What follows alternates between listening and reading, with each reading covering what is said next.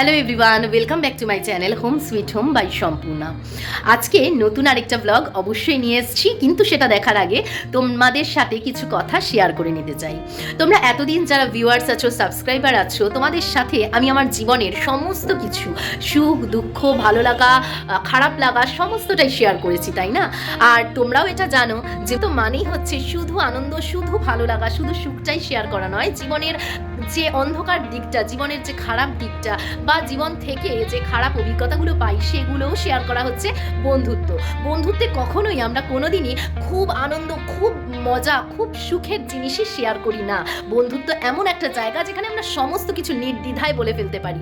আর এই কারণেই তো আমি তোমাদের সাথে আমার জীবনের প্রত্যেকটা অধ্যায়, সমস্ত কিছু আনন্দ, ভালো লাগা, এই যে এত কোনো কথা তোমাদের সাথে আমি শেয়ার করছি, সমস্ত কিছু কিন্তু বন্ধুত্বেই চলে, তাই না? তো এই কথাটা অবশ্যই মনে রাখবে যে পৃথিবীটা পুরো গোল হলেও পৃথিবীর পুরোটাই কিন্তু কোথাও সাদা নয় বা পুরোটাই কিন্তু কোথাও অন্ধকার নয়। পৃথিবীর এক পাশে যদি অন্ধকার থাকে আরেক পাশে থাকে আলো, আরেক পাশে যদি অন্ধকার থাকে অপর প্রান্তে থাকে আলো। ঠিক সেরকমই দিনের পরে আসে রাত, রাতের পরে দিন।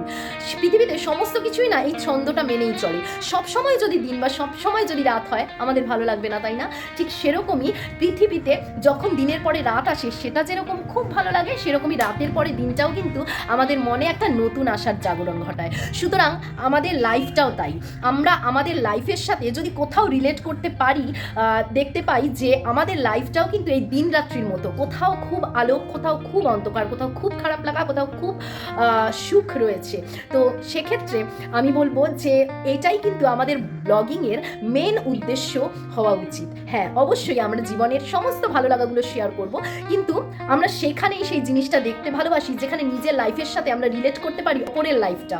সুতরাং অপরের লাইফে শুধু আনন্দ, সুখ, আনন্দ এটাই দেখে গেলাম, এটা কিন্তু কিছুটা ক্ষেত্রে একটা পাশ ঢেকে রাখা হয়, তাই না? তো জীবনের মূল উদ্দেশ্য যেরকম হয়ে থাকে যে আমরা দুঃখের মধ্যে থেকে আনন্দটা খুঁজে বার করব, সেরকমই বন্ধুদের সাথে সমস্তটাই শেয়ার করব, সুখ দুঃখ। ঠিক সেরকমভাবেই ব্লগিংয়ের ক্ষেত্রেও কিন্তু আমরা যেটা করে থাকি যে জীবনের প্রত্যেকটা পার্ট তোমাদের সাথে শেয়ার করব। আমার জীবনে যদি কোনো আনন্দ তোমাদের সাথে নির্দ্বিধায় শেয়ার করতে পারি, কোনো দুঃখ তোমাদের সাথে নির্দ্বিধায় শেয়ার করব, এবং আর ওইটা থেকেই কিন্তু আমাদের জীবনের সঠিক অভিজ্ঞতাটা লাভ হয়। দেখবে যে কোনো কাজ, যে কোনো জবের ক্ষেত্রে কিন্তু কোনো উদ্দেশ্য থাকে সেই কাজটা করার, সেই জবটা করার। ব্লগিংয়ের উদ্দেশ্য কিন্তু বা একটা ব্লগিংয়ের ভালো উদ্দেশ্য যেটা, সেটা হচ্ছে যে কিছু জীবন থেকে লাভ করা, কিছু জীবন থেকে শিক্ষা আর্ন করা এবং আমাদের অভিজ্ঞতা থেকে কিছু শেখা। আর যে ব্লগিংয়ে আমরা নিজেদের সাথে সমস্ত কিছু রিলেট করতে পারি, শুধুই যদি আনন্দ দেখাই সেটা কি জীবনের সাথে রিলেট করতে পারি? কিন্তু শুধু যদি আনন্দ, তার সাথে কোথায় কোথায় খারাপ লাগা, সেই খারাপ লাগাটাকে পেরিয়ে কিভাবে আমরা আবার আনন্দের জগতে ঢুকলাম, ঠিক সেটা যদি ব্লগিংয়ে থাকে তাহলে কিন্তু আমরা সেগুলোর সাথে নিজেদের লাইফটাকেও রিলেট করতে পারি। আর এই রিলেট করতে পারাটাই কিন্তু ভালো লাগা। এই কারণে আমার ব্লগিংয়ের কিন্তু তোমরা সমস্তটাই পাবে, টক মিষ্টি ঝাল সব কিছুই কিন্তু আমার ব্লগিংয়ে থাকবে। সুতরাং একটা কথা মনে রাখবে, আমি তোমাদের সাথে যেটুকু শেয়ার করি সেই দুঃখের কথাটাও যদি সত্যি হয়, আনন্দের কথাও কিন্তু কিছু ফেক থাকবে না। এই মুখের স্মাইলটা কিন্তু কোথাও তোমরা ফেক দেখতে পাবে না। সব সময় তোমাদের সাথে ঠিক যতটা মজা আমি করি বাইরে, ঠিক সেইগুলোই কিন্তু তোমাদের সাথে আমি শেয়ার করি।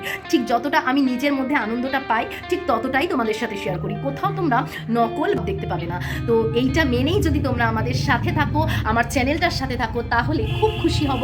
আর এইটাই হচ্ছে আমার ব্লগিং, যেখানে জীবন থেকে আমরা কি কি শিক্ষা লাভ করছি, আর যাতে জীবনের সেই আমার জীবনের সাথে অন্যের জীবনটাকে রিলেট করতে পেরে সেখান থেকে শিক্ষা লাভ করে আমরা নিজেদের লাইফটাকে আরও বেশি সুন্দর করে গ্রুম করতে পারি, আরও সুন্দর করে বেটার করতে পারি।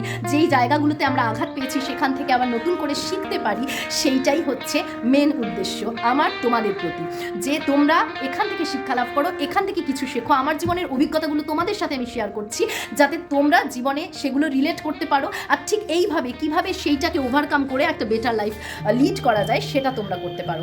তো আশা করছি সেই জায়গাটা থেকে তোমাদেরকে নিরাশ করব না। তো এইবার কথা না বাড়িয়ে দেখতে থাকো নতুন আরেকটা ব্লগ। আর এই ব্লগটা কিন্তু পুরোটাই তোমরা দেখে নিও, সাবস্ক্রাইব, আর প্লিজ যারা সাথে আছো লাইক আর শেয়ার করে দিতে ভুলো না। সাথে থাকো home sweet home by Sampurna. চলো দেখে নি নতুন ব্লগটা।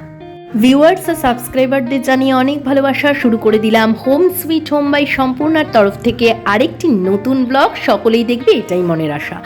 সবাইকে জানিয়ে দিয়ে আজকের যে ব্লগটা এটা কিন্তু 24 ডিসেম্বর আর 25 ডিসেম্বর নিয়ে, অর্থাৎ 24শে ডিসেম্বর আর 25শে ডিসেম্বর নিয়ে হবে এই ব্লগটা। কারণ একটু ছোট হয়ে গিয়েছিল তাই ভাবলাম একসাথে দিয়ে দিই। তো এই দিনকে 24শে ডিসেম্বর আই থিঙ্ক রবিবার ছিল, আর এই দিন বাবানকে নিয়ে আমরা বেরিয়ে পড়েছিলাম। অন্য অন্য দিন কি হয়, বাবানকে নিয়ে ওর বাবা বেরোয় গানের এই তবলা ক্লাসে এবং সেখানে তবলা শিখিয়ে নিয়ে আসে, আর ওই দিনকে আমরা সমস্ত কাজ টাজ সেরে রেডি হয়ে একসাথে বেরিয়েছিলাম। ছোটুও গিয়েছিল, আমিও গিয়েছিলাম। ওদের তবলা ক্লাসটা হচ্ছে নিমতার কাছে, একজনের কাছে ও শেখে তবলা, এবং প্রায় 2-3 বছর তো হয়েই গেল তবলা শিখছে। তো যাই হোক, আমার বাবান তবলা বাজাতে, তারপরে যে কোনো ইনস্ট্রুমেন্ট বাজাতে খুব ভালোবাসতো বলে ওকে অনেক ছোটোবেলায় ভর্তি করা হয়েছে। তো ও কিন্তু ক্লাসে ঢুকে গেল, কিন্তু ওইদিকে ওর ক্লাসটা কিন্তু হয়নি। আমি কিন্তু সেই জায়গাটা তোমাদেরকে দেখাইনি, স্কিপ করে গেছি। আসলে স্যার বেরিয়ে গিয়েছিল, ওই কারণে আমরা কি করলাম, সোজা চলে এলাম আমার যে শ্বশুর বাড়ি, অর্থাৎ আমার শ্বশুর যেখানে থাকে সেই বাড়িতে চলে এলাম। আর এই যে গাছগুলো দেখাচ্ছি, এই গাছগুলো দেখো আমার শ্বশুর বাড়িরই, আমার শ্বশুর মশাইয়ের হাতে লাগানো গাছ। আর সত্যি বলতে এটা কিন্তু ওনার এখনের বা রিসেন্টলি ওনার এগুলো শখ নয়, বহু বছর ধরে আমি দেখেছি। আমরা যখন ভাইজ্যাগে ছিলাম সেই সময়ও আমার শ্বশুর মশাই কী করতেন, মানে বাবা মানে আমাদের যে বাড়িটায় ছিলাম সেই বাড়িটার সামনের পোর্শনটায় অ্যালোভেরা গাছ থেকে শুরু করে সমস্ত গাছ লাগানো, এই সমস্ত কিছু করতেন। দেখো এই হলুদ রঙের গোলাপটা কি সুন্দর লাগছে দেখতে। হয়তো জায়গাটা কিছুটা পরিত্যক্ত যত্নের অভাবে, কারণ উনি একা থাকেন এবং সেখানে এত যত্ন করে উঠতে পারেন না। আর সত্যি কথা বলতে আমি যদি বলি গিয়ে আমি সব পরিষ্কার করে দেবো, ক্লিন করে দেবো, তাতে বাবার একটু সমস্যা আছে, বাবা এত কিছু করতে দিতে চান না। ওই কারণে আমি কিন্তু এখন আর ওই সব দিকে হাতও দিই না। তবে মাঝে মাঝে এটা শুভ্রকে বলি যে আমি গিয়ে তো ক্লিন করে দিয়ে আসতে পারি, আমার দেখলে ভালো লাগে না। সত্যি কথা বলতে একটু পরিষ্কার পরিচ্ছন্ন নিয়েই থাকতে ভালোবাসি, মনের দিক থেকেও আর বাইরের দিক থেকেও, তাই না? আমি সমস্ত কিছু নিট অ্যান্ড ক্লিন দেখতে আর করতে ভালোবাসি। সেক্ষেত্রে ঠিক আছে, ওনার বয়স হয়ে গেছে, ওই কারণে উনি না ওই সমস্ত জায়গাগুলো ছাড়তে চান না। তো এইটা এখন আমি বুঝতে পারি, ওই কারণে আমি আর ওইসব নিয়ে আর ঘাটাই না, যে যেটা নিয়ে ভালো থাকে। তারপরে কিন্তু আসলে এই দিনকে আমরা একটা যেটা প্ল্যান ছিল সেটা হচ্ছে বাবানকে তবলা ক্লাসে দিয়ে আমরা চলে আসব ক্রিসমাস ডের কেনাকাটা করতে। আর এই ক্রিসমাস ডের কেনাকাটা এগুলো আমার বিয়ের আগে থেকে আমি করি। বিয়ের আগে থেকে মামার বাড়িতে আগে ক্রিসমাসের সমস্ত কিছু ডেকোরেট করতাম, বিয়ে হয়ে যাওয়ার পর থেকে সেটা মামার বাড়িতে 1-2 বছর বন্ধ ছিল। তারপরে কিন্তু আমি স্টার্ট করে দিলাম, মানে ওখানে বন্ধ ছিল এবং আমার কিন্তু শ্বশুর বাড়িতে এটা চলতো, কারণ আমি নিজে ওখানে গিয়ে এগুলো সব করতাম। আর তারপরে যেটা হয়েছে মামার বাড়িতে, তারপর থেকে আবার 2-3 বছর পর থেকে এখন বোনেরাই করে। তবে আমি যেভাবে সেলিব্রেট করতে, যেভাবে সাজাই, সেই সাজানোটা হয়তো ওরা অতটা ভালো পারে না, কিন্তু আমার ভালো লাগে যে কিছুটা হলেও সেলিব্রেট করুক। প্রত্যেকটা অকেশন, প্রত্যেকটা ফেস্টিভ্যালই আমাদের কিন্তু এইভাবে পালন করা উচিত। আসলে সত্যি কথা হচ্ছে আনন্দটা খুঁজে বার করা। সেখানে আমার যে কোনো ফেস্টিভ্যাল হোক, সেটা খ্রিস্টান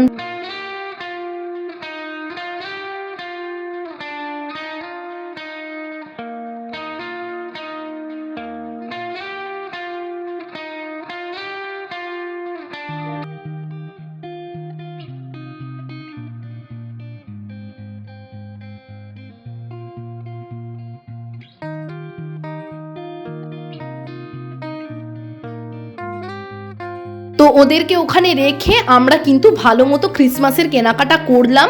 আর সত্যি বলতে এই দিন বাবান আর ছোটুর জন্য ক্রিসমাস স্পেশাল যেটা সান্টার যে গিফট বলো বা সিক্রেট সান্টা গিফট বলো, সেটা ওদের জন্য কেনার কথা ছিল। তা ওদের নিয়ে আসলে তো সেই গিফটটা কেনা হতো না। প্রত্যেক বছরই কিন্তু ওদের ছোট বড় যে কোনো সাইজের হোক, যে কোনো দামের হোক, একটা সিক্রেট সান্টা গিফট দেওয়া হয়। তো যাই হোক, সমস্ত জায়গায় দেখছিলাম যে কি ওদের দেওয়া যায় যেটা নিয়ে ওরা হ্যাপি থাকবে, কিন্তু দুজনকে দুটো আলাদা জিনিস দিতে গেলে খুব মুশকিল হয়ে যাবে। ওইদিকে আমারও কিন্তু সেই দিন প্রচুর জিনিস কেনা হয়ে গেছিলো, সেগুলো আর তোমাদের সাথে শেয়ার করিনি। আর এটা কিন্তু শপিং ব্লগ নয়, ওই কারণে দেখালাম না। তো দেখো, আমি অলরেডি কিনে টিনে চলে এসেছি, সিক্রেট সান্টা গিফটও কেনা হয়ে গেছে, চলে এসেছি আমার বাবার বাড়িতে, মানে মায়ের বাড়িতে। আর এখানে আমার ঠাকুমা আর আমার দাদু, আমার দাদুকে, আমার ঠাকুরদাকে আমি ছোটোবেলায় বুড়া দাদু বলে ডাকতাম। আর এই ডাকটা আমি যেরকম মিস করি, মানুষটাকেও সেরকম মিস করি। আর ঠাকুমাকে আমি কাছ থেকে কোনোদিনও দেখিনি, কাছ থেকে কেন, দূর থেকেও কোনোদিনও দেখিনি, শুধু ফটোতেই দেখেছি। কারণ আমার মায়ের বিয়ের 2 বছর আগেই আমার ঠাকুমা মারা গিয়েছিলেন, সুতরাং সেক্ষেত্রে তো আমার ঠাকুমাকে দেখারই প্রশ্ন ওঠে না। তবে সবাই বলে আমি নাকি কথাবার্তা, দেখতে, সমস্ত কিছু দিক থেকে ঠাকুমার মতো হয়েছি। তবে হ্যাঁ, ঠাকুমা বলো, পিসি বলো, সব এক একজন এক এক রকম মতামত দেয়। কেউ বলে আমি বাবার মতো দেখতে, আবার কেউ বলে যে আমি আমার ঠাকুরদার মতো দেখতে। তো মোটামুটি বাবার দিকের সবার মতোই আমি হয়েছি, মায়ের দিকের কারোর মতোই আমার মেন্টালিটি বা আমার বাইরের রূপ হয়নি। মা খুবই ফর্সা, কিন্তু সেক্ষেত্রে হয়তো এখন সেভাবে যত্ন নিতে পারে না, কিন্তু আমি এতটুকু ফর্সা হইনি, আমার স্কিন কালারটা কিন্তু ডার্কই আছে। তো যাই হোক, এখানে দেখো চলে এলাম। আর এখানে যেটা দেখাচ্ছি এটা পরের দিন, আমার ক্রিসমাস সমস্ত কিছু সাজানো হয়ে গেছে, এবং সেটা আমি আগের দিনই কেনাকাটা করে এসে সন্ধ্যাবেলা সাজিয়ে নিয়েছিলাম, মানে বিকেলের মধ্যে সাজিয়ে টাজিয়ে তারপরে আমি স্নান করতে গিয়েছিলাম। তো সারাটা দিন ওই করে কেটে গেল। পরের দিন যেটা করলাম সেটা হচ্ছে যে আমার ক্রিসমাসের ডেকোরেশনটা তোমাদেরকে দেখিয়ে দিলাম। এবার এই দিনটা হচ্ছে 25 ডিসেম্বর। এই দিন কিন্তু শুভ্রর ছুটি ছিল না, কিন্তু এই দিন ওকে সান্টার গিফট বা সিক্রেট সান্টা গিফটটা বাবানকে দেওয়া হলো। আর এইটা তোমরা শর্টসে দেখে নিতে পারবে, সম্ভব হলে আমি শর্টসটাও দিয়ে দিচ্ছি এখানে। তো এই শর্টসে তোমরা দেখে নিতে পারবে যে কিভাবে ওকে আমি সারপ্রাইজ গিফটটা দিয়েছিলাম। কিনে দিয়েছিল ওর বাবা, কিন্তু ওকে নিয়ে গিয়ে আমি দেখিয়েছিলাম, সেটাও শর্টসে রয়েছে। তো যাই হোক, আফটার অল মানে শেষ অবধি দেখানোর পরে, আলটিমেটলি দেখানোর পরে এখানে কিন্তু আমরা চলে এলাম জিনিসটাকে সাজাতে। মানে কিভাবে এটাকে তৈরি করছি সেটা তো তোমরা দেখেই নিলে, ভীষণ ইজি। আর শুভ্র এগুলোকে পুরোপুরি রেডি করে একদম যে হাউসটা বানিয়ে দিল। আর এই টেন্ট হাউসটাই হচ্ছে ওদের সিক্রেট সান্টা গিফট। আর দেখো, এদিকে ছোটুকে সাজিয়ে দিয়েছি সান্টা।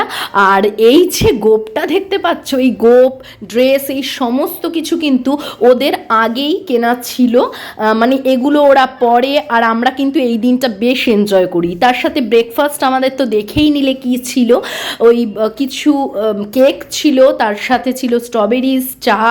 আর বাঙালি তো চা থেকেই ঠিক আছে, কফিটা ঠিক সবসময় শ্যুট করে না বা পোষায় না। তো যাই হোক, রাত্রেবেলা কিন্তু 25শে ডিসেম্বর রাত্রেবেলা, এই দিন কিন্তু শুভ্র বাড়িতে ছিল না, ওর কিন্তু অফিস ছিল। আর আমরা কিন্তু এখানে সমস্ত কিছু সুন্দরভাবে লাইটিং টাইটিং এগুলো সমস্ত কিছু আগে থেকেই রেডি করেছিলাম। তারপরে রাত্রেবেলা কিন্তু আমি, বাবান আর ছোটু, আমরা 3 জন মিলে সেলিব্রেট করেছিলাম। তাতে কি আছে, ওদের বাবা নেই তো হ্যাঁ, ওর বাবা হয়তো মিস করে থাকতে পারে, আমরা কিন্তু বেশ এনজয় করেছি। কারণ মাঝে মাঝে কিন্তু এই রকম একা একা এনজয় করতেও ভালো লাগে। তো এইখানে দেখো, কেকটা এত সুন্দর হয়েছে। আর সত্যি কথা বলতে এটাই হচ্ছে অ্যাপ্রোপ্রিয়েট ক্রিসমাস ডের যে কেক সেটা বলতে পারো। এখানে ক্রিসমাস ডের যে ডেকোরেশনের মধ্যেও এই ধরনের জিনিসগুলো থাকে, যেটা এখানে এঁকে দেওয়া হয়েছে। আর এই রেড কালারের কেকটা এত টেস্ট ছিল খেতে। আর সত্যি কথা বলতে আমি ক্রিম কেক এত পছন্দ করি, আমার ছেলেরা এত পছন্দ করে, আমি তো একটা গোটা ক্রিম কেক খেয়ে নিতে পারবো। কিন্তু সত্যি কথা বলতে এই জিনিসগুলো যত বেশি খাবো তাতে তত বেশি আমার ওয়েট বেড়ে যেতে পারে, কিন্তু এত ওয়েটের কথা ভাবি না। তো এই হচ্ছে আমাদের পুরোপুরি ডেকোরেশন, আমরা এইভাবে এনজয় করেছিলাম। আর ক্রিসমাস ডে স্পেশাল কেক কেমন হয় তোমরা তো সেটা দেখলেই। আর এই রকমভাবেই কিন্তু আমরা সেলিব্রেট করি প্রত্যেকটা বছর। আর টেন্ট হাউসটা পেয়ে বাবান আর ছোটু ভীষণ খুশি হয়েছে, সাথে আমিও খুব খুশি হয়েছি। একদিন এই টেন্ট হাউসের ডেকোরেশনটাও তোমাদের দেখাবো, ভেতরে কীরকম ডেকোরেট করা যায়। তো যাই হোক, আজকের ব্লগটা কেমন লাগলো অবশ্যই কমেন্ট বক্সে এক্ষুনি লিখে দাও, এবং লাইক করে দাও একটু, যাতে আমরা নতুন করে আরেকটা এনকারেজমেন্টের আরেকটা কোনো কি বলে একটা এনকারেজমেন্ট পাই সেখান থেকে, যাতে নতুন করে একটা নতুন ব্লগ তোমাদেরকে আবার প্রেজেন্ট করতে পারি। সাথে থেকো, সঙ্গে থেকো, আর অবশ্যই পিওর থেকো। সত্যি কথা বলতে ফেক জিনিসটার থেকে কিন্তু খাঁটি জিনিসটার মূল্য দীর্ঘস্থায়ী হয়, সেটা জানো তো। তো ভালো থেকো, সুস্থ থেকো।